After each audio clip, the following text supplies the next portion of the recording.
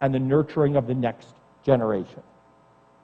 Third, priority number 3, how do we convene the public and the private sector to lay the foundations for the Peruvian innovation economy?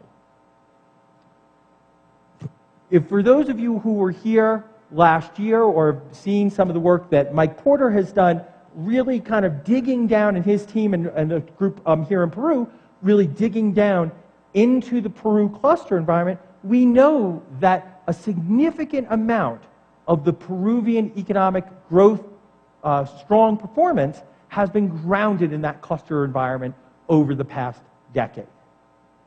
That having been said, there are very few institutions that are helping those clusters go to the next stage. The environment we have for kind of nurturing those clusters is relatively limited. How can universities help nurture these Peruvian clusters and their role in the Peruvian innovation system? I only have 1 minute. Can I take 1 extra minute? Okay. I'm going to tell you a little story about another economy that has the natural resource curse, Australia. Australia has been one of the great places to make wine ever since time began. Basically has a beautiful climate, has unbelievable number of valleys that are actually easily accessible. That's a little different than Peru. And easily accessible places with perfect climate. Yet, until 20 years ago, or even 15 years ago, no one had ever here would have ever had a drop of Australian wine. Do you know why?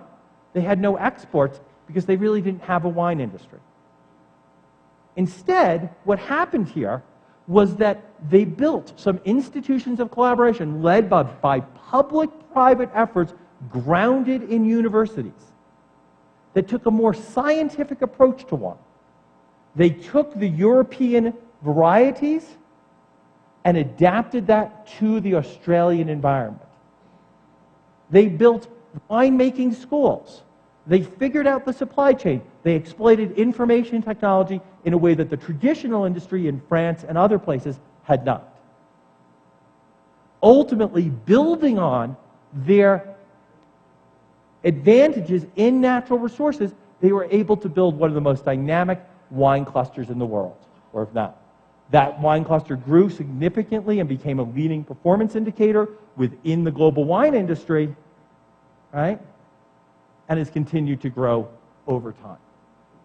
Note, this is what you're trying to do here, but we're in the early part of the story still, right? Pisco, I had some the other evening.